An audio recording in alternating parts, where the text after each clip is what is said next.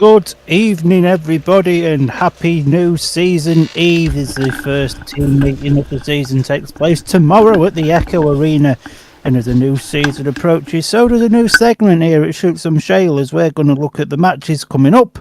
And, well, we're just going to predict them, and then we can see how crap we are at predicting things more than anything. I am joined this evening with Mr. Dill and Big Al. How are we doing, gents? Yeah, not too bad, Mush. Not too bad at all. How are you, sir? Chuffing marvellous, sir. Happy new season, gentlemen. I know we've had a couple of meetings already, but the first team meetings take place, and that's what we're all here for, ain't it? Yeah, we're all here for it, aren't we? And yeah, having had a taste of live action the other night, I'm ready for the season now. For sure. Palmer, do you want to quickly explain what this is going to be, how it's going to work, how the points are going to go, etc., and then we'll say some stupid things and all be proven wrong, probably. So, yeah, so on our screens, you won't be able to see this because you're not cool enough.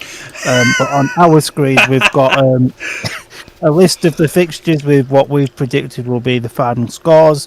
And we've got a point system, so if we get the exact score correct, we get 5 points. If we get the correct winning team, we get 2. And if we've completely ballsed it up, we get a big fat sod all. I hope that. That's straightforward enough. Well, Right, the first fixture. Palmer, you're going to go first on this one. So it's red car and Owls obviously here for this one. There may be some more predictions in future episodes, and if you want to get your predictions in and you're watching us, get them in the comments. So the first meeting of the season, the Tyne Tees Trophy at Red Car versus the Newcastle Select. The Newcastle Select team, I don't think it's been announced yet, has it? it has, yes. Has it been announced? Do you want to quickly run through the two teams for this one just before anybody whacks out a prediction for it? So, riding for the Bears is Charles Wright at 1, Jake Mulford at 2, Jordan Jenkins at 3, Jason Edwards at 4, Jake Allen rides at 5, Ace Piper at 6, and Jody Scott at number 7. Against the Newcastle Diamond Select with Danny King leading away at number 1. Returning to the sport for one night only at number 2 is Carl Newman, Victor Palavara at 3, Connor Mountain at 4, Lewis Kerr at 5, Alfie Botel at 6, and Simon Lambert at number 7. As you can see on our new thing, I've changed it slightly because then I can colour coordinate them depending on who gets what right and wrong. Excellent work, sir. Palmer, you're going to be predicting this one first. Certainly a red car team that you're interested in. And a very good Newcastle Select team as well. What have you gone for this one? Yeah, I've got a bit of interest in both teams tomorrow night, so I'm really looking forward to making the trip. And I've gone for a slight red car 47-43 win. I think all riders are still going to be a little bit race rusty, which will give it that little bit more competitiveness. It's difficult to predict fixtures early in the season, and not many teams have even had practice yet, let alone competitive meetings. So it really is difficult. We're basing our predictions, I think, early on based on home form that we know they've got. I've gone a little bit wider than you. I've gone red car by 12 for this one.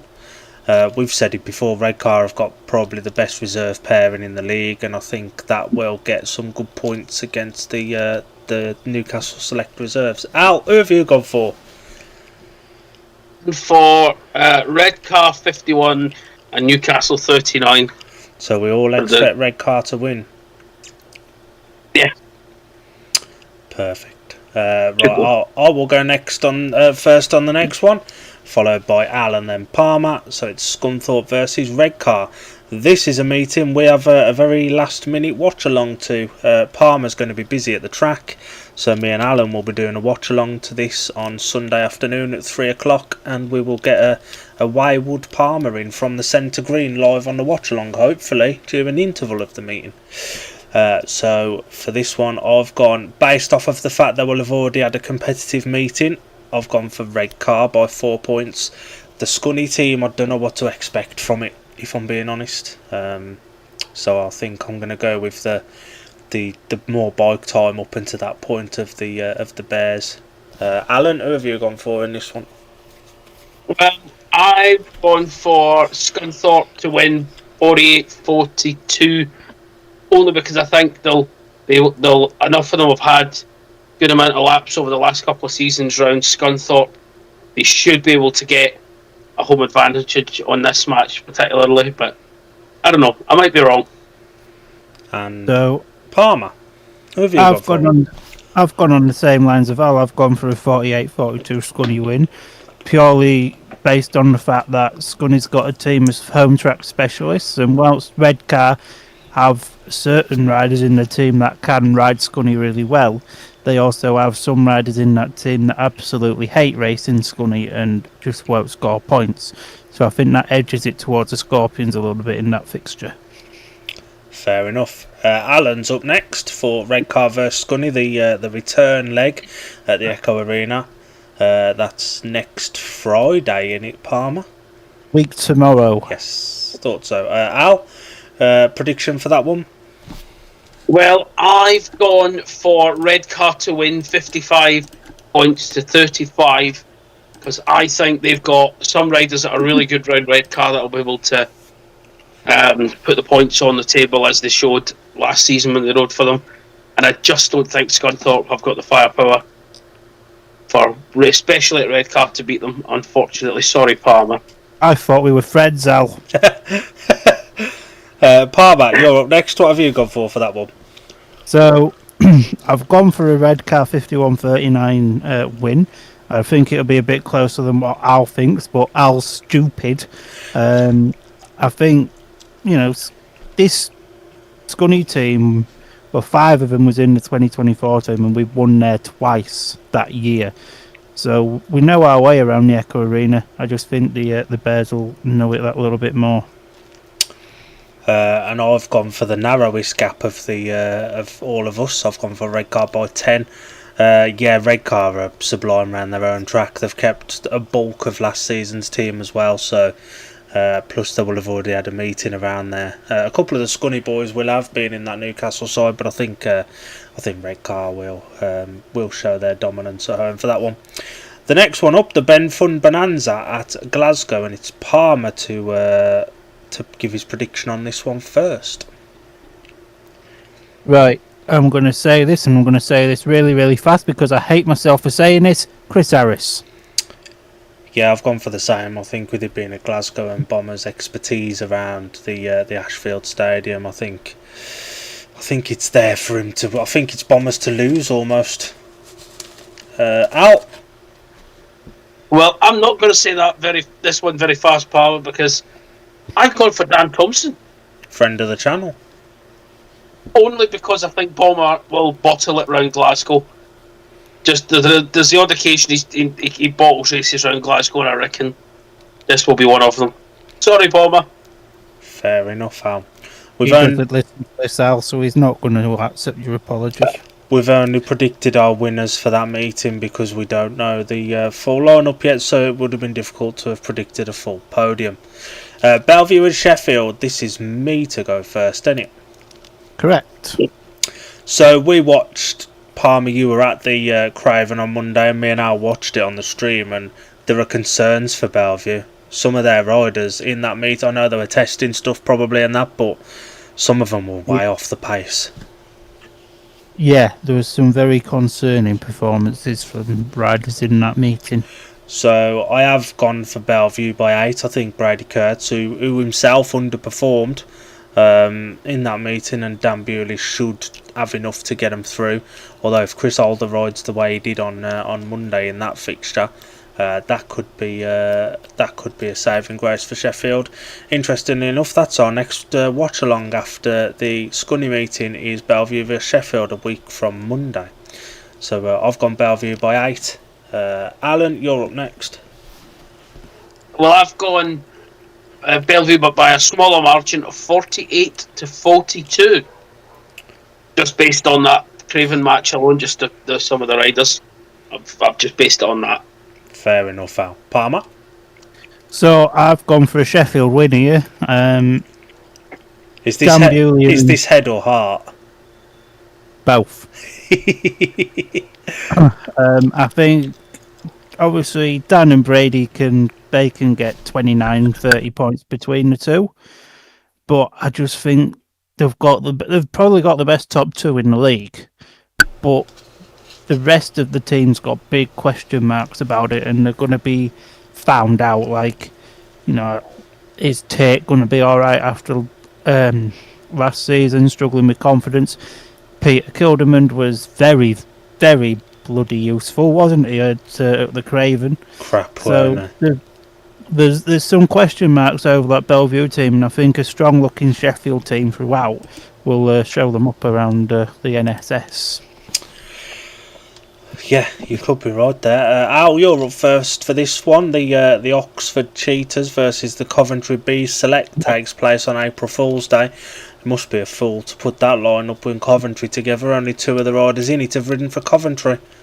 Well, it could only be an April Fool's Day meeting at Oxford, couldn't it? It wouldn't be anywhere else. Al, what's your predictions for this one? I've gone for Coventry win of 49-41 to the Select side. I just think that Select side looks a little bit stronger than the actual Oxford team, but then again, I'm not so sure. I know what I'm talking about. At least you admit it, Al. Palmer? I've gone for a 52-38 Oxford win, because Oxford will have set that meeting up so they get a nice home win to start the season. Yeah, I've gone for Oxford by 8 points, a little bit less. I agree with you. That meeting's been set up for Oxford to get some confidence and an easy win. They've used the Coventry Bees name to get some of the Coventry fans down there, but it's not much of a Coventry Select team, is it? No. There's very, very few Coventry. There's more Oxford affiliated riders in the Coventry side than there is Coventry ones. And that's a shame. Bloody Oxford. Sheffield and Bellevue, the return from the meeting on the Monday, and it's you to go first for this one, Palmer. So, when I said I had a bold prediction, I meant this meeting. Bloody hell, yeah. I think Bellevue don't normally travel well at Sheffield, and I think Sheffield are going to be very, very good at home, and I've gone for a 57-33 Sheffield win for this one. You think Sheffield beat Bellevue by 24 points? That is bold. Around Alwerton, that's more than possible. Yeah, you are right. And if Noddy's form on Monday is anything to go by, I know it's a different track, but he looked like the 2012 Chris Alder again. He did. Right, it's me next, ain't it? I've gone for a Sheffield win as well. I think it'll be a touch closer, although we saw Bellevue get battered on the road a couple of times. Not at Sheffield, granted, but they're a weaker team this season. They'll be decent at home, but if that team last year got battered on the road, this year's team could get worse batterings on the road. I've gone for Sheffield by 10. I think that Sheffield win. I think, again, that track should suit Kurtz and Bewley. It just depends what kind of backup they're going to get from the rest of them. Al?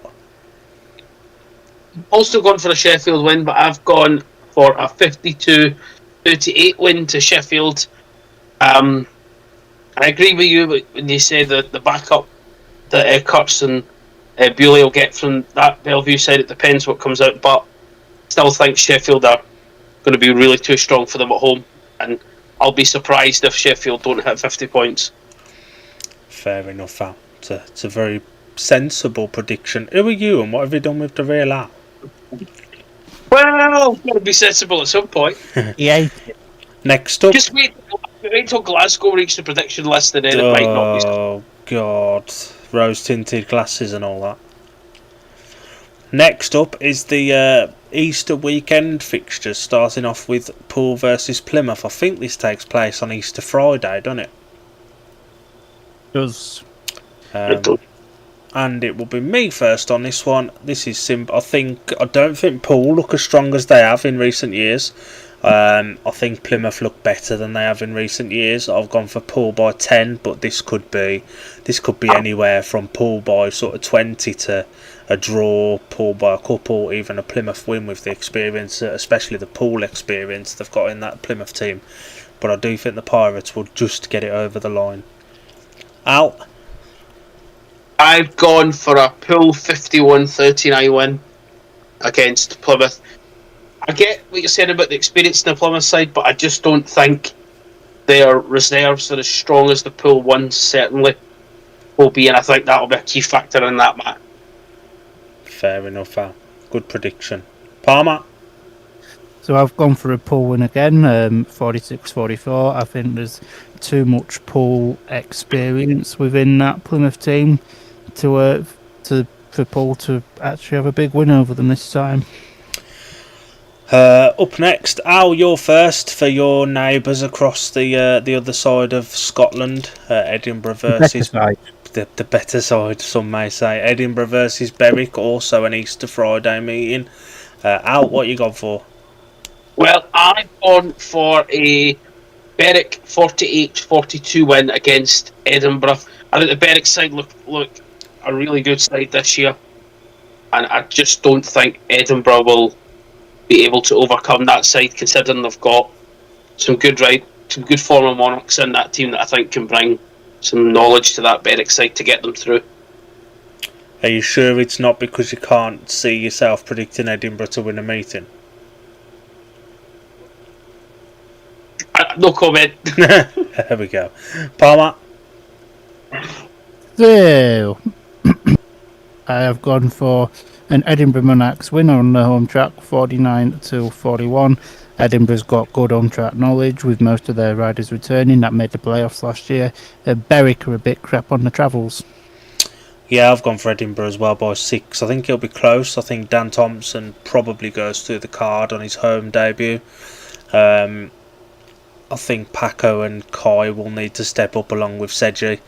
I think there's a few question marks over Berwick. Obviously, we've spoke about Kilderman for Bellevue. Kilderman looked like he'd struggle against a decent championship team as well. He was miles off any kind of pace the other day. So I think him being at number 1 for Berwick could be a detriment early on until he's got things sorted out. And obviously they're bedding in a new reserve as well with Reed Batty, and it will be interesting to see how he gets on that tight Edinburgh circuit. Next up on Easter Saturday, he's working to Redcar. Palmer, you're first on this one. I've gone for a 50-40 Redcar win because Workington look crap. Simple, straight to the point and pulling no punches. I've gone for a 10-point Redcar win as well, but more so because Redcar will have had, again, multiple meetings by this point. I know Workington can get out onto their track and practice and stuff like that, but it's different in a meeting, and nothing beats race readiness, and Redcar will have the advantage of that. Al? Well, I've gone the opposite way. I've gone for a Workington 47-43 win. Although Redcar will have had the matches up front, which should theoretically give them the win, I still think Workington, with the riders they brought back from last season, should have enough to get them over the line, depending on how Cook and Zitchgate and even to an extent Batchelor, depends which ones of those turn up, will depend on where the result goes. But I'm going to back Workington. You think they're going to win based off of the riders they've brought back from last season, and you've named 2 of the 3 there that they've brought back that you don't know if they're going to be any good? Like I said, I may have got this wrong. I will hold my hands up and say I may have got this wrong, but we're backing it. Fair enough, Al. Up next is the return leg of Berwick versus Edinburgh at... is it Shielfield, Berwick race? That it, isn't it? Shielfield, yeah. I'm first on this one. I've gone Berwick by 8. I think Berwick will be a tough nut to crack on home. Shale, I don't see him losing to Edinburgh at home. Al? Well, I've also gone Berwick by 8 with a 49-41 victory. I just think Berwick will be able to win that by that decent margin of 8 points. I don't see anyone being able to touch them at that Berwick fortress. Fair enough. Palmer? I think Berwick are going to be one of them teams that go unbeaten at home all season, and Edinburgh are going to be a bit crap on the travels, so 52-38 to Berwick. And last up, Al, you're first on this one. Plymouth versus Poole. I've gone for a Plymouth 48-42 win over Poole. So I think Plymouth will have enough experience at home to pull the win over the line, even though that Poole side does look reasonably good. Palmer. I've gone for a Plymouth win, 47-43, because I think Poole are going to be a bit shit on the travels this year. I think that's fair enough as well, to be honest. It's early in the season, and much like a couple of the other clubs, Plymouth are able to access their track to practice, and I presume they will be as well. I've gone for Plymouth by 8 points. I've gone for the highest margin. I think Plymouth will be a tough nut to crack at home this season. It's a season where Plymouth have got a team capable of making the playoffs. I think with Scotty Nichols and Danny King at the top as well, and the experience of Ben Barker and Joe Thompson through there as well, and Tobias Thompson as well, rides Plymouth well. I think that team is going to be a very tough nut to crack, and I don't see Poole being able to crack them. Yeah, I can't disagree with you, sir, to be honest. So that brings us to the conclusion of the first week of fixtures and takes us all the way up until Saturday the 4th of April. We'll have another one of these probably on Sunday the 5th of April with the following week's fixtures, when we'll have a better idea of who's doing what, where, why, when and how. There's some ludicrous ones in there, particularly from our friend up in Glasgow. And again, a reminder of the points. 5 points for the exact score. The correct winning team, you get 2 points, even if the score is wrong, and if you're incorrect, you get 0 points. And if you want to get involved in these predictions, get in the comments down below once this live finishes. Comment your predictions and we'll add you to our little predictions table. That wraps us up for this one. I will quickly plug the watch along on Sunday. It is Scunny versus Redcar. Palmer will be at the track, but will hopefully be joining us during the interval from the centre green. It'll be me and Al on commentary. We'll be on live from about 2:50 PM for a tapes up at 3 o'clock, and we'll probably be shut down by 4 o'clock because of our quick Scunny run meetings. Right, Palmer, if you want to wrap us up with 6 minutes until your SC meeting starts. Up the pigeons. Up the pigeons. So, I've been Dan, he's been Dylan, Big Al's been with us from the streets. Have a splendid weekend, and, well, the boys will see you on Sunday, and I'll see you a week on Monday. Have a good weekend, have a good week. I hope we have loads of good teas, and yeah, ta-ra.